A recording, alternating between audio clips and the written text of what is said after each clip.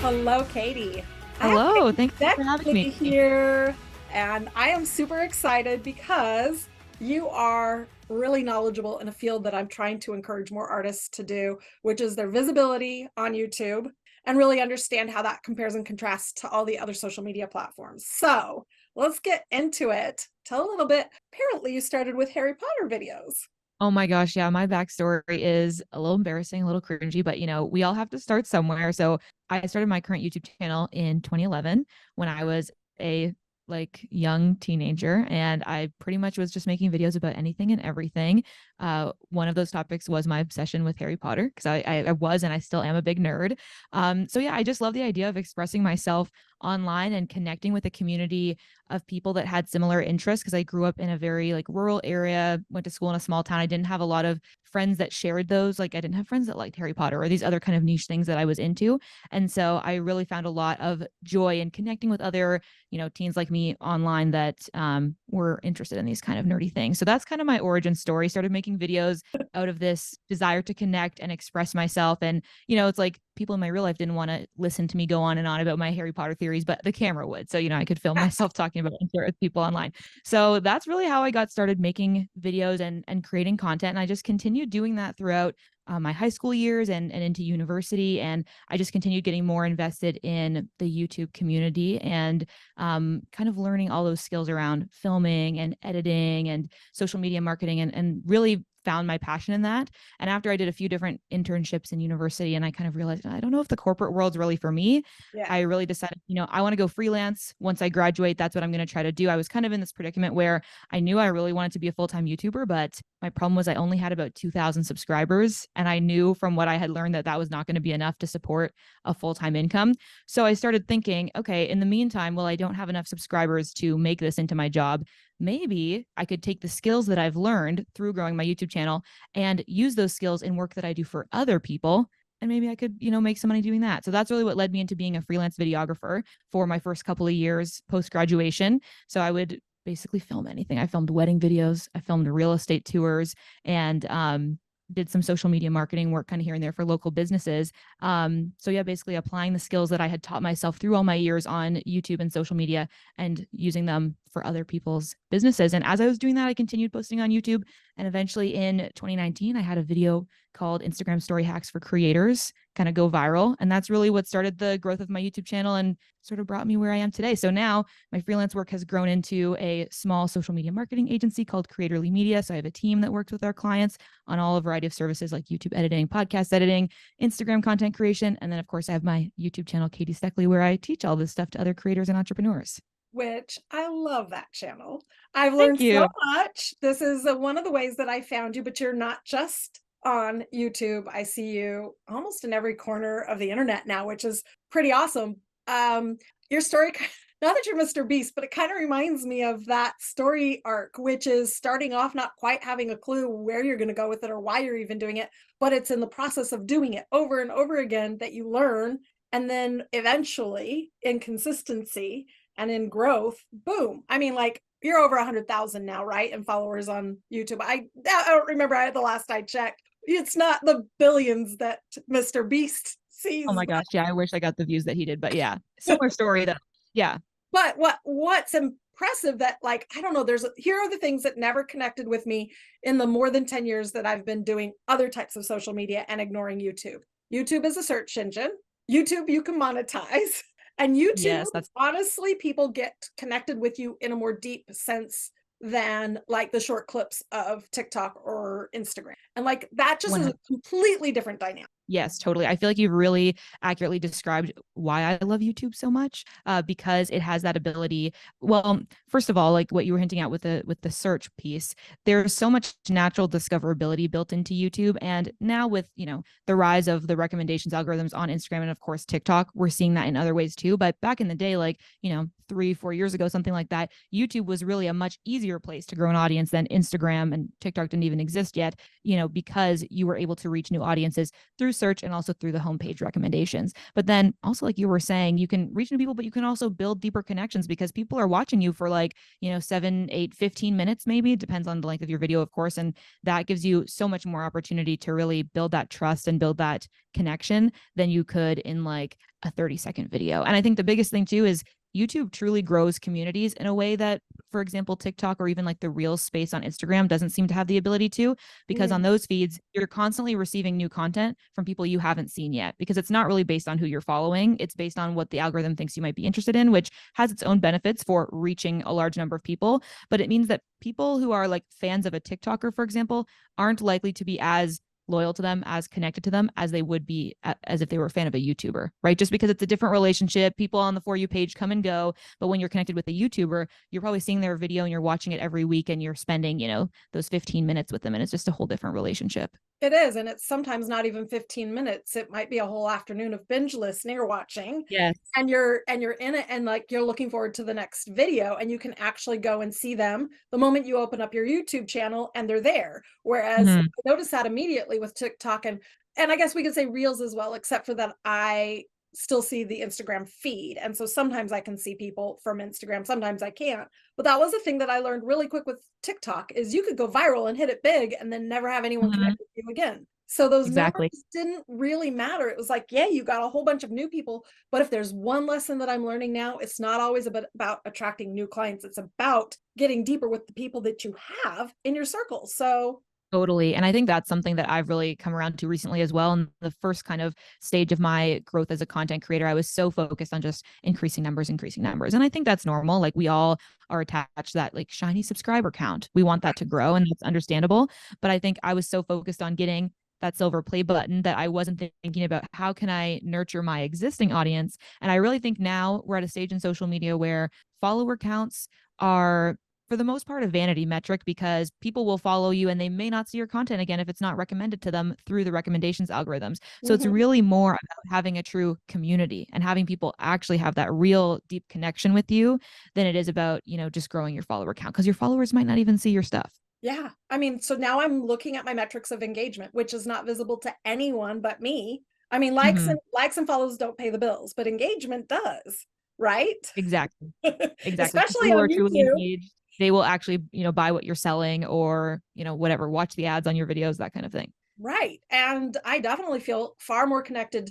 The two platforms that I feel more connected to people are YouTube and podcasting, which is one of the reasons I got into podcasting, because honestly, video content creation is daunting to me unless I'm like trying to teach something for a class behind a paywall, which then I don't know, maybe there's a psychological thing about showing up so visibly on YouTube. How that's probably a really good segment for us to go into, because I know the people who are listening want to build their YouTube channel. They're stuck on probably two, let's say three things. One, how? I mean, but honestly, you can just go to your YouTube channel and you will learn how to build a YouTube channel. So we don't have to talk about the details of how to make a pretty thumbnail and what the keywords are you're supposed to use and blah, blah, blah. That is easily researched. But behind the scenes, sometimes the hardest part is what content should I be creating that doesn't compete with what I'm selling?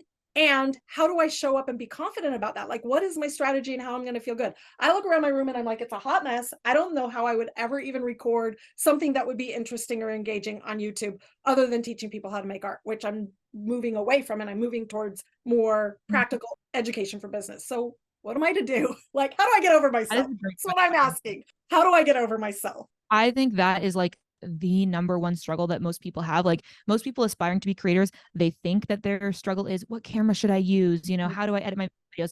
Really, all of those things they're kind of allowing to get in their way, because really what their problem is the confidence piece. And so it's very easy to layer on the excuses of, I don't know about the camera, I don't know about this or that, when really you're just kind of scared to do it, which I want to say is valid. It is a very vulnerable position to be in, to put yourself on camera, put yourself in front of potentially a digital crowd of thousands. Like, at first, let's be honest, it'll probably not be that many people, but potentially your video could blow up and have all these people watching you, and you open yourself up to critique. And that is very scary. So I just want to acknowledge that anybody who is starting to create videos for the internet, there's a ton of courage just in, pressing upload, because yeah, you do open yourself up to potential, criticism and that kind of thing.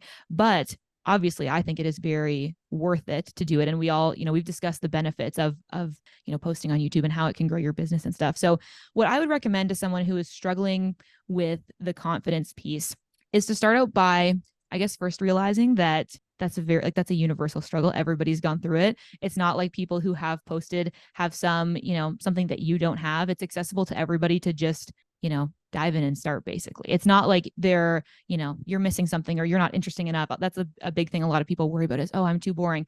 Everybody thinks that they're too boring, but there, trust me, is something interesting that you have to bring to the table that somebody else hasn't thought of before.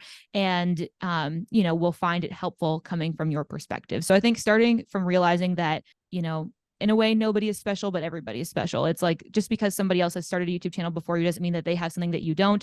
You have something to bring to the table. You have something valuable to share.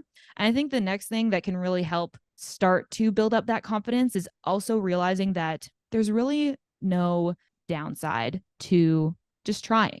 I think when we're balancing out the positives and the negatives, we can think about it this way. When you're deciding, okay, should I start that YouTube channel? Should I just kind of step out of my comfort zone and start posting? Should I believe in myself? Should I try to move forward in confidence? If you answer no to that, if you decide not to, it's very obvious what the negatives are going to be. You're not going to be able to grow a YouTube channel if you don't start it. You're going to lose these potential opportunities. There's advantages to growing your business and having a YouTube channel that you'll miss out on if you don't do it.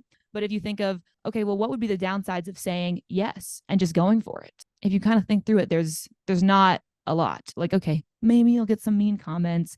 Maybe it'll be a lot of hard work. It's going to be, whether you're confident or not, it's going to be a lot of work. But it's going to be the a lot of hard potential, work. yes, the potential downsides though are few. So if you kind of like work through it logically like that, you realize like my best case scenario is just going for it. Like if I say no to all of these things, I'm really just holding myself back. So what I like to tell people is like, there's no downside to just being delusional. Just tell yourself, I can do it. I'm going to grow a huge YouTube channel. I'm going to be, I'm going to be famous on social media. Like, why not tell yourself that? Like, what is going to be the downside of just, moving forward with just the most delusional level of confidence possible? If anything, it's just going to help you. It's going to enable you to create what you need to create and, show up week after week, and then actually succeed in what you're trying to achieve. Right. So there's really no downside to just saying, I'm going to be confident, and kind of faking it till you make it. Yeah. So everybody has to start with their Harry Potter videos, right? Exactly. You have to start in that cringy phase. It's just kind of inevitable. But once you push past that, that's where the beauty is. I mean, I know artists, like literally know them and have worked with artists who have a moderate YouTube channel and they're paying their mortgage off of it, right? Mm-hmm. Yeah. Or more. So it's like, of course, when you grow even bigger and you get a lot of traction. I mean, like I finally monetized. I'm so proud of myself. I've made $26. Yes. I'm not there. Oh, that's awesome. 20. That's great though. But see, my goal with YouTube wasn't necessarily to make the money off of it at this point, but here's where I realize what you're saying is 10 years ago when I started really getting into Instagram and I was able to build a pretty decent following on Instagram. Boy, has it stagnated, but we all know. And we can go into, it's not the algorithm, it's you. That's the hard truth that I'm willing to accept, but it's still a challenge right now. Okay. Yeah. But if I go back 10 years and I had looked at YouTube and said, that's a lot of work and I have to get all my followers who are following me already here over there. And that's just one more thing to do. I feel like that was the delusional thing. I should have just been delusionally optimistic and started. And here's what I've realized too since then is how many hours have I spent on Instagram? How many hours do I spend scrolling, commenting, uploading the perfect pictures, maybe making reels? I could have put that, let's be honest too, it's 5 to 10 hours a week at least. I could have put that energy into making the YouTube video. And I have this system inside of my program. It's a Prism marketing system. But from that primary content machine, I can use it to disseminate all the other things that I needed to do.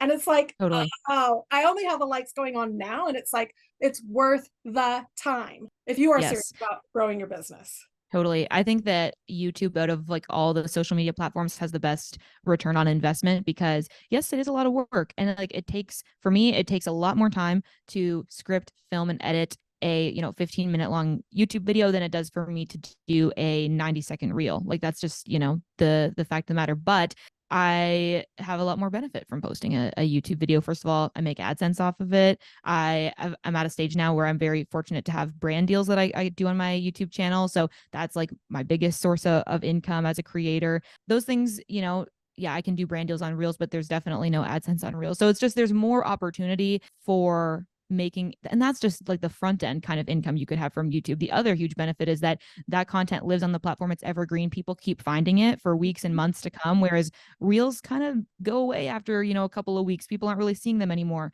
So whatever I'm promoting in my YouTube video, maybe it's my own digital products or my own course or whatever it may be, people are still learning about that for weeks and months to come as they continue to discover that video in, their binge session or whatever, or through search. And the links that are in that description are continuing to, drive traffic to whatever, various offers I might be discussing. So there's just so much benefit that you get out of a YouTube video once you post it. It continues to sort of pay dividends in a way that TikTok and Instagram content doesn't as much. Now, obviously, I do think there's still value in posting on Instagram. I do, but it's just not the same. And I think that's why I would definitely encourage anybody who primarily has a platform on Instagram to consider having a YouTube channel as well. Yeah, for sure. And do you use the content that you make for YouTube and then break it down as kind of an inspiration or guide for you for Instagram, or vice versa? Or how do you manage the content? Because this is one of the big things for us as business owners and creators. It's like, I only have so much time.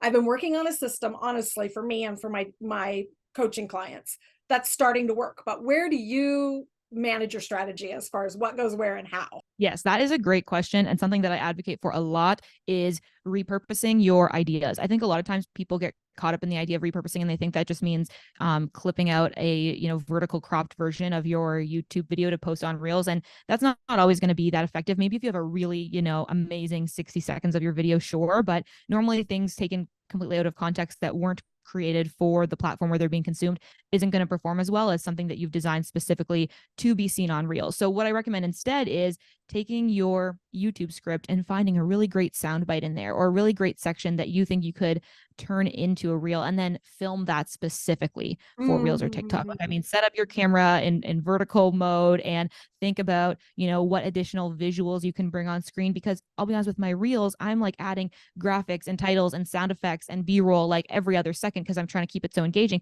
If I edited my whole 15-minute YouTube video like that, it'd be so overwhelming. It'd be way too chaotic, I think, to sustain that. So my pace on YouTube is going to look a lot different than in a reel. So for all those reasons, I think it's good to make your stuff, for the platform it's going to be seen on. You'll have the best results. But that doesn't mean that you can't, make your life easier and start with the same idea and kind of grab that YouTube idea and then turn that into not only a YouTube video, but maybe also 2 or 3 different reels that you can film and then post on Instagram. So I think that can be a very effective strategy. I want to really reiterate what you just said there. We can't just clip out something and then speed it up and put it on Instagram or TikTok or whatever. This is something I see people do all the time. And they're like, my reel only got 200 views. And it's like, yeah, because no one wants to sit and look at a talking head. But I love you have to saying, take the idea that you had in your overall longer form content, break it down, and then refilm it for the platform it's supposed to be on. Right? Like, that's like going to make all the difference in the world. And of course, that takes a lot of time and effort. But when you have an actual strategy, you can like knock it out. And of course, I absolutely encourage the people that I teach and coach in business to hire help, which is something that you also do as an agency. But hire help. Return on that investment is invaluable. Hire help if you can't do it all. Start with one thing, add the next thing, hire the help. Some of the very first things, besides having someone answer the emails, was to really get help with video and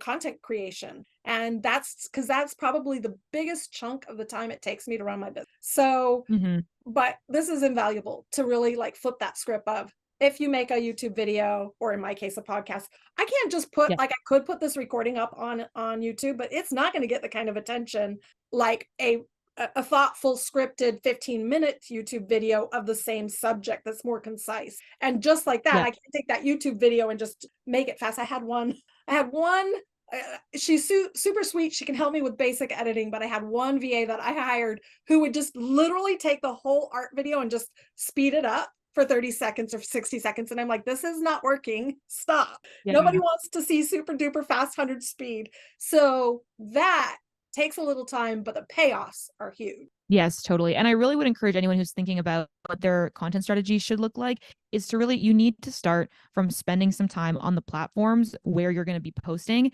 and look at it from the perspective as if you were your own audience. Because I think a lot of where these mistakes come in of just, oh yeah, I'll just throw like a quick clip from the YouTube video on Reels, or I'll just speed this up 100 times or whatever. It comes from like folks who are doing that. It's probably because they aren't a big consumer of reels or of YouTube videos or whatever it might be, or they might just not be doing it in like a thoughtful manner. Like the best creators start out as very thoughtful consumers, like people who can watch a YouTube video and understand this is why I like this video, or this is why this reel is so well done. You know, if you can start from that perspective, that is going to completely unlock, you know, being able to create engaging content for you. And I think, you know, I guess like a parallel in the art world is, you know, like being able to appreciate art maybe makes you a better artist. It's the same with content on YouTube or Instagram or whatever. Being someone who can appreciate a quality YouTube video and understand what has been done well here. Why do I find it engaging? Why is it, you know, well edited? Why do I think that it, you know, sounds good or whatever? Asking yourself those questions will really, really help you be able to understand how you can create good content that your audience will appreciate.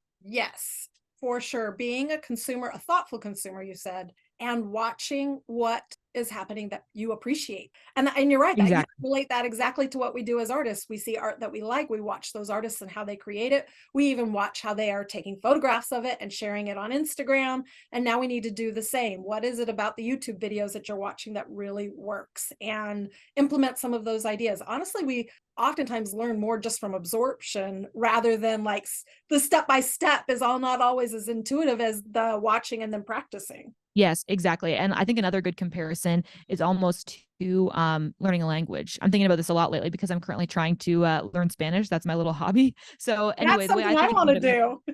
Oh, nice. Yeah. And so I think it's like it's also similar to that. In like, you know, a lot of us have an experience where, you know, you grow up going to, for me, I learned French in school because I live in Canada, but I took French all through, you know, elementary school, high school, and university.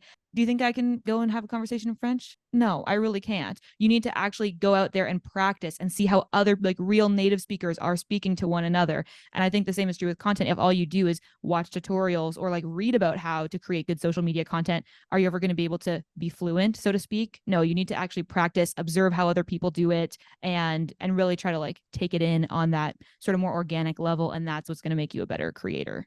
I love it. Ah, so good. So you are, speaking of learning Spanish, you're a big traveler. And Yes. you have a secondary YouTube channel so that we can appreciate your travel adventures. But I also noticed, and this is the part that I'm trying to extract for myself because I love travel so much. I'm either always at home or I'm traveling. There's no in between for me. Like I could care less to go out and go shopping, go do any of that here. Like I'm gonna order it from Amazon and it's gonna come here, and I'm not gonna waste my time out in my suburbs, right? Like unless I'm spending time in nature. Or I'm traveling far abroad. I went to Nepal last year. I've been to Europe many times. It's just like absolutely love traveling.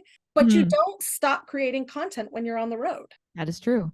So this is the dream, in my opinion. Now, maybe other listeners have no desire to travel, but what this does tell me is that we don't need the ideal situation of our little bubble of our studio with the bright lighting, with the right sound barriers, whatever. Like we don't need it all perfect in order to create content. I love, love, love that you brought that up because it's something that I'm really trying to encourage people in, because that's another one of those barriers, or what people think is a barrier that comes up, which again, I think kind of is actually like a little excuse that we tell ourselves to avoid fully being confident. But people feel like, oh, like my house isn't cute enough. My lighting's not good enough. I don't have enough space. I don't have a studio, like all of these thoughts, you know, or like maybe, and when you're traveling, that's especially true, but even, you know, not everyone's home situation is maybe quote unquote ideal for making YouTube videos. So what I like to share with people is I really, really believe that you can make whatever situation you're in work for you. So let me describe what my best case scenario is here at home in my apartment, which is a little 500 square foot, kind of one bedroom, kind of studio vibes that I share with my husband, Dan, who also works from home full time. And yeah, he is in a lot of Zoom meetings. So I always have to coordinate. Okay, what's your schedule? Oh, when do you have an hour where I can sit down and film where you're not going to be talking in the background? And I live at a busy intersection where there's constantly, we live near a hospital. So there's ambulances, sirens, and, you know, police cars going past. There's lots of noise. I'm trying to coordinate with his schedule and I've got a small space. So I feel like, you know, I could easily say, oh, this isn't ideal. I'm not going to be able to make YouTube videos in these conditions, but I find strategies so that I can make it work for me. You know what I mean? So I figure out, okay, Fridays is the day when he has the less meaning. So that's when I film my YouTube videos. If a siren goes by, I just pause and stop talking and wait for it to quiet down. And then I start at the beginning of my sentence again and I edit it out. And I try to film in, slightly different backgrounds around my apartment. So I have like different scenes that I think about. So sitting at my desk, sitting on my couch, sitting in my little hammock chair, all of these things are literally 6 feet apart from each other, but on camera, it looks like a whole different space. So whatever your scenario is, I think you can figure out those little hacks to make it work. And there's always editing. There's always editing. So if something goes wrong when you're filming, it's okay. If somebody's, dog outside starts barking, I can cut that out later. It's going to be okay. So I feel like you don't need to have the most perfect scenario. There's a lot you can do to kind of make it work no matter what your situation is. And I do that here in my best case scenario, which is my 500 square foot apartment. And I also do it from my van, which is a lot smaller, or from Airbnbs in random cities around the world. So you can make it work. Yeah, that's that's a thought reversal. One of those magic things that in my head, I'm like, I am complaining daily that airplanes, they switched the pattern. And I live kind of close to the airport, but it wasn't flying over the first few years we lived here. Now we'll have days where they're just like so loud right over my house. And I'm like, I can't create content in this environment ever. I need to move and I need a beautiful show-worthy home so that I can show up like all those beautiful influencers. And I'm like, that's not who you are, Kellee. That's not who you are. So why can't you just be who you are? And I love that you're like, just pause for a minute and then continue recording. Yep. Or here's another crazy idea. Sometimes you just let it be so people know you're human. Yeah, exactly. Sometimes Depending it's on okay. the situation, right? So like for YouTube, I might want to edit it a little bit better so that there are no distractions and they take it all in. But when I'm recording a podcast or I'm recording, like if I'm going live or something, it doesn't matter at that point. Yeah. Yeah, exactly. I think having an understanding of how your audience is going to consume the content can help you, not worry as much about those small interruptions. And I also think all of this, like, it's personality. And I think that's what people forget a lot is like, if you're trying to like have the most perfect background in this beautiful magazine worthy home, like that's like you were saying, that's not maybe real or authentic to you. So what I've really loved about like, showing my apartment or filming from my van is like people feel more of that connection and they know more about who I really am. Like, I'm not somebody that lives in like this perfect magazine home. I live in a small apartment and sometimes in a van. And I found that people actually like connect with that and find it interesting to see what that looks like, even though my content is not necessarily about my apartment or, on my main channel anyway, living in a van, talk about that on my travel channel. But despite that, it's kind of like part of your branding in a way. Like it adds to that flavor or that like personality that sets you apart from other people. If everyone just had the most perfect looking background, how would you sort of set yourself apart? It's just one of the ways that you can distinguish yourself. Absolutely. And we don't need a perfect studio for all the artists who are like, but I usually just paint on my dining room table. Well, great. Then guess how many other thousands or millions of people paint on their dining room table and would love to just see that that's normal, Exactly. So exactly. It's much more relatable. It's much more relatable. So that's a good mindset shift for me because, I think like I said, like I can learn the tech and I might have questions. Should I use my phone to record, or maybe I should pull out my nice camera and learn how to use it? Should I get better lighting? Yeah, all that stuff is pretty easy to learn on YouTube. In fact, I tell my clients, the people that I coach, I'm like, don't come to me with something that you can easily Google, right? This is information that's so easy. And these are the tech questions or the barriers that are keeping you stuck in your perfectionism. Yes. Come to me with real strategy questions. Come to me with like, how are we going to take the next level? How are we going to learn how to communicate? How are we going to show up and get our message out so that people really it resonates? And so these are the questions I love to have conversations about, even if there are times where I'm like, I could use some more tips on how to use a good camera. Yeah. But again, like I get what you're saying. Like this is the important part is like just create something that connects with your audience, with the people that you want in your community. Exactly. To bring it back to like that language metaphor a little bit, like you were saying with the Googling, like you can, search up translations, you can figure out, you can learn the basic grammar, you can learn the vocab, but what is really hard and what actually holds most people back is having a conversation and practicing with people. It's the same thing with content creation. We can look up how to use our cameras, how to edit in Premiere Pro, but what nobody else can do for us is just putting in the time and practicing and just trying it out and gaining that confidence. Oh, 1,000%. Okay. So now let's talk about the real elephant in the room, and that's Zuck. Good old Daddy Zuck, who's created 3 platforms now and almost monopolizing all of our time and energy. What do you think, as artists, we sometimes complain a lot, like, I just want it to be still videos. Well, they finally said that they're not prioritizing necessarily videos, but that doesn't mean that Mhm. I've seen a whole lot of a change on Instagram. And now they've thrown threads into the whole shebang. And I'm sure we're at the point where we're feeling overwhelmed, but how could we show up, maximize our time, and like actually get some benefit out of what's happening? I think that's a great question. And it can feel very overwhelming when it seems like there's so many different platforms to be on. You feel like you can't keep up with the best practices for having your content perform well across all of them. And if folks who are listening are feeling that way, I would say really try to zero in on where do you need to be. The truth is, we don't need to be on every single platform 24 hours a day. I am personally not. I haven't, for example, I haven't been on Twitter in like 8 years or something like that. Like I used to be on the app as a teenager. It felt too toxic for me. I got off of it. So I just have never been active on Twitter as a professional content creator, like ever. So that was never a part of my strategy. LinkedIn, I have one. I never use it. I literally never open it. I also have a Facebook page, but I never touch it. So that's just an example of how, like, sure, from a technical perspective, go save your username on these places. That's fine. But you don't need to have a strategy in every single place, because guess what? Your audience isn't on every single platform either. A Yeah. lot of people, like, am I going and scrolling on LinkedIn? No, I'm not scrolling on Twitter either. Like, I don't go consume content on those places. So why would I think that the people I'm trying to reach are necessarily doing that? Now, your audience might consume on other platforms than you. That could be the case depending on your target audience. But the point is, people all have the apps that they gravitate towards where they like to spend most of their time. For me, that's YouTube, Instagram, and TikTok. That's where I like to spend most of my time. And as it so happens, that's where my audience mostly spends their time too. So just kind of think about, where do you actually enjoy consuming content? That can be the place where you post most of your content. Because a lot of us as creators, as artists, we have a lot in common with our audiences. So chances are where you like to consume content is probably where your target audience is also enjoying to consume content. So you can create there. I feel like we all need to have a bit of a mindset shift where, like, content creation, it doesn't have to be this difficult, just absolutely treacherous task that we all hate to do. Like, it can be fun. It can be something that you enjoy and that you get joy out of. You just need to figure out, like, what do you enjoy doing? What platforms do you like spending time on? You don't have to be constantly grinding up against the Instagram algorithm if you totally hate it. Like, you could, be on TikTok or YouTube or Threads or wherever you actually enjoy spending time. So I think starting from that perspective and just knowing you don't have to spread yourself so thin, you don't have to be everywhere. Honestly, pick two. I think being, primarily on two platforms is great. Oh man, like that's what I've been trying to say. Like, we don't have to Gary V this, right? Oh my gosh, don't. Like, please don't. Please don't do Make it that. easier So on yeah, yourself.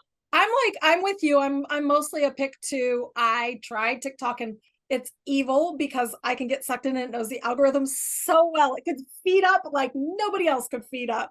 But I also Yes. had to make a decision. So I actually shut down and just deleted TikTok off. I'm like you. I'll save my every new app that comes out. I save my space so that like my name and Yeah. my brand hasn't been taken by anyone else. But that doesn't mean like I'm like you. I don't spend any time on LinkedIn at all. That's Yeah. just my Yeah, exactly. platform. I never understood Twitter. Now we have Threads, which is apparently like Twitter, but I kind of like Threads. But I don't Yeah. know. I like Threads.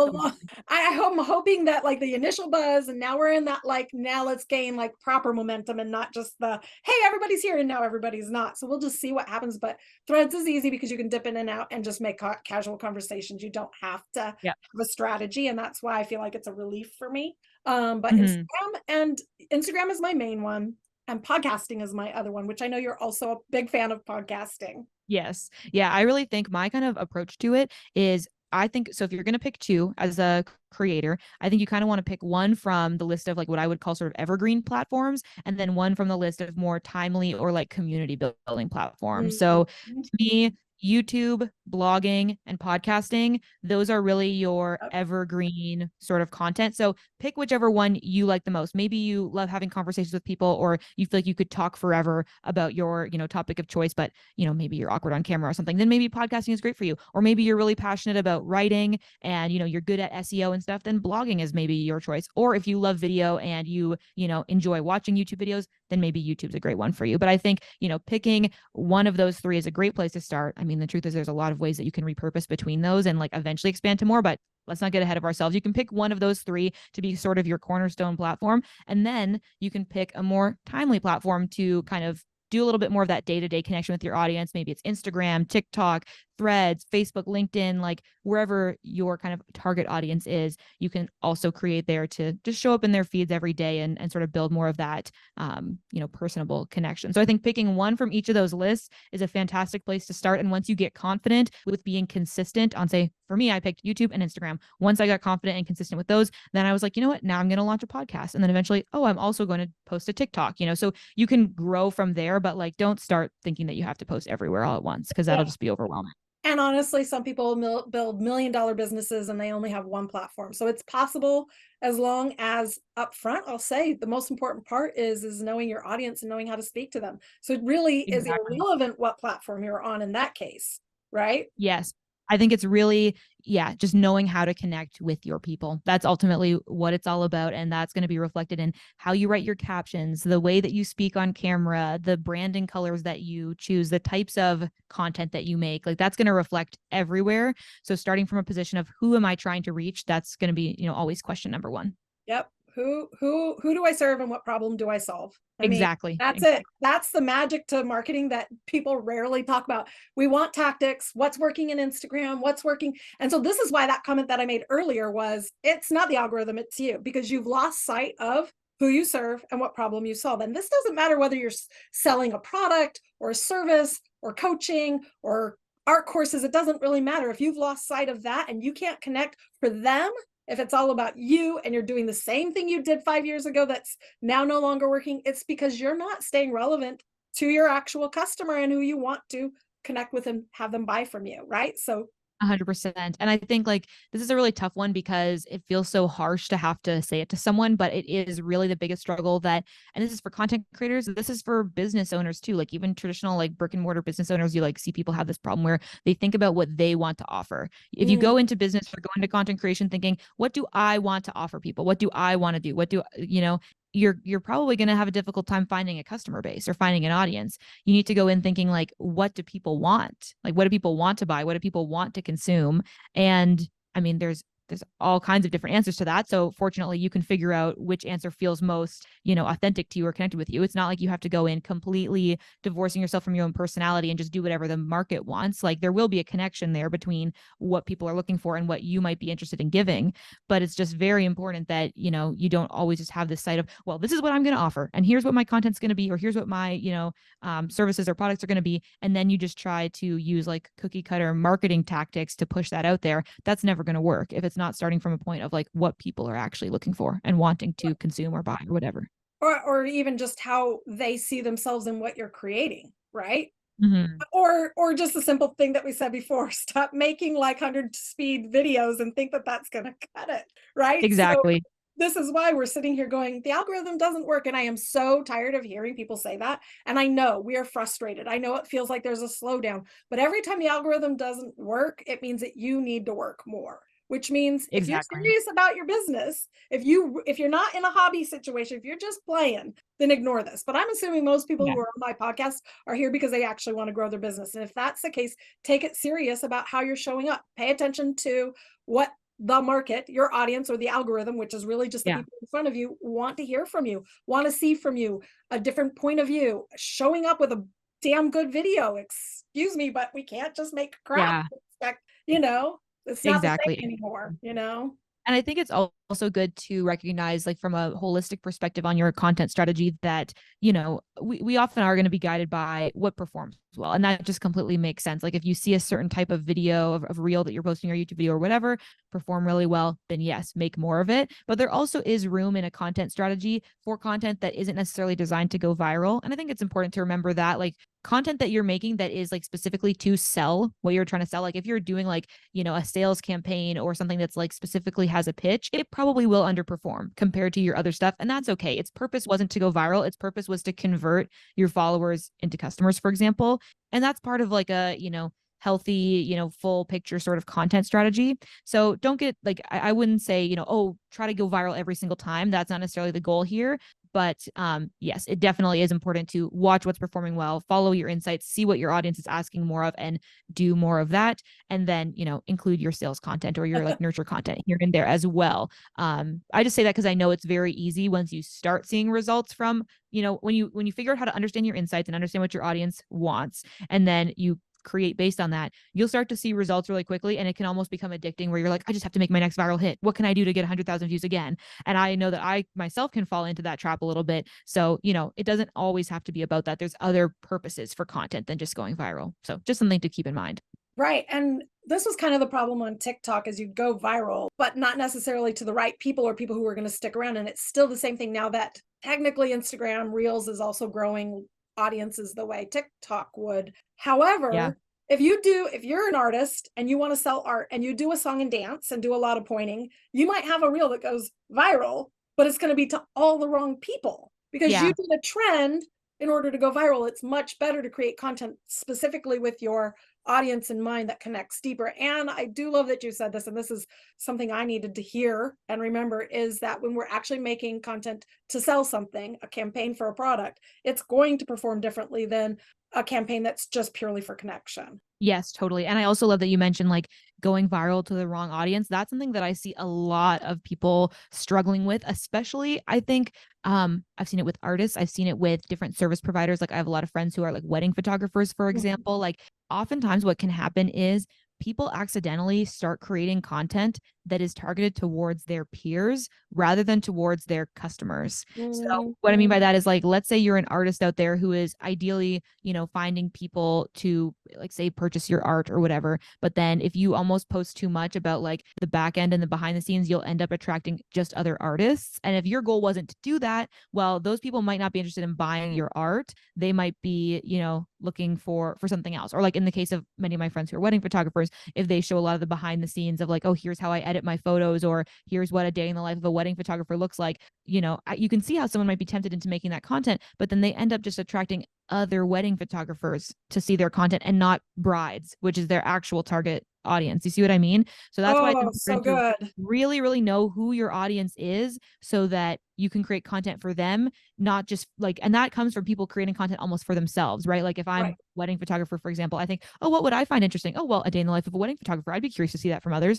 Well, but are brides interested in that, or are brides interested in what the experiences is from the couple's perspective? You know what I mean? So you really could be doing a day in the life of the bride. Yeah, exactly. Or, here's how, what your wedding photographer can help you with as a bride, or, that kind of thing. Like really think about, maybe it's like wedding decor inspo or whatever, just as an example. Like that's from the perspective of your customer, in this case, a bride, not from the perspective of the business owner. Oh, and that applies to any of the platforms. So when we're like designing what we want to put on YouTube, if our goal is to sell more art, then making how-to art videos is not going to make sense to attract the customer. But talking about the process of the customer's journey, how they select art, how it's going to look in the room, how you work with design, like showing the designers, and how a designer might be able to pick your art to match. Like, okay, so this is all connecting now. Now, if my goal is that I want to teach artists how to make a particular, like this is a trap that I've gotten into, is I was really adept at teaching color, and that's all I taught for a long time. So I attracted a lot of people. But then when I made some really fun crafty stuff, next thing I knew, I had like a whole bunch of people on my list that were more interested in like the fun mixed media projects. And I'm like, so now what do? Do I pivot completely? But the key is then if you have all these people who, you had a viral video that went like 100,000, maybe even 1 million. I have people who I've actually had customers, my clients, who've had viral reels. Fortunately, it was specifically for the right customer. Oh, good. Yeah. But it's like now you have, okay, great. You just accidentally grew your Instagram account or your YouTube account by like 5 or 10,000 people. Super awesome. Are your numbers going to exponentially drop off when the content you then make afterwards doesn't connect with them? And oops, now you're going to be punished by the algorithm. I don't want to say it's really the algorithm, but now these people who are on your platform aren't interested in what you really wanted to make. So I think that's where it's like, I need to be consistently true to myself and the customer that I serve. Yes, exactly. And it can be easy to be tempted into these like viral formats or certain audios or whatever, because you think that's going to be a great hack to get more views, but you really always need to filter it through what is my ideal follower or ideal customer going to connect with.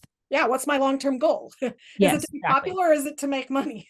Yes, exactly. I think that is such a key question. And that can be, yeah, that's a huge like sort of barrier for a lot of people is we end up getting too focused on the popular thing instead of like, oh, well, this is actually my job or like I'm trying to build a business. So Exactly, exactly. So, oh man, this is so I could talk to you forever because these are like the conversations that I live for. yeah. I love talking about this from like a really a different point of view than most people are like, so how do I post a photo and how do I grow on Instagram? It's like really honestly how you grow on any platform is the same. And that's with absolutely knowing your why behind what you're doing. Hmm. Then, like we said, we have to remove those barriers for confidence and just show Yes. up. Yes. Show up. Well, I would love for you to tell everyone how they could work with you or what they can learn from you if they come and show up on your site with your creatorly agency. Yeah, Um, totally. Yeah. So I would love for anybody listening to come and find me on YouTube primarily. That's where you can really start to learn a lot of the details about, growth on Instagram and YouTube. And I've got some TikTok tutorials and podcasting stuff. I really am across all platforms. So whatever you want to learn about, there's going to probably be a video there for you. So you can find me at youtube.com/Katie, just Katie. That's the URL for my YouTube channel. nice. You can find me there. You can find me on Instagram at Katie Steckly. And of course, we would love to work with you over at my agency, Creatorly Media. So, like I mentioned before, we're a team of creatives that work with content creators, small business owners, online entrepreneurs, and we do everything from strategizing with you, building out a content calendar with you, figuring out, what your why is, who your audience is, what your branding is going to be. And we also do YouTube video editing, podcast production, and Instagram content creation. So really, we're across platforms over at Creatorly as well. And we work with, all kinds of people from content creators to small business owners. So we'd love to hear from you at creatorlymedia.com. You can fill out the form there and someone from my team would love to jump on a call and chat with you. I would love for everyone to not only connect with you, but definitely watch your YouTube videos. You're going to learn so much from Katie. Now, I always like to end with one really important question. What's your big audacious dream? Oh, that is a great question. Right now, my sort of big dream that I'm working towards is someday I would love to ship my camper van from Canada, where I live, over to Europe and drive around Europe in my camper van and explore it and maybe even beyond Europe too. So I've done a lot of traveling around Canada and the US in it. So Europe is kind of the next big destination. I love it. Oh, yeah. I would love to see Katie across Europe. Yes, hopefully someday. Yes. Sounds great. Thank you so much, Katie. Thank you.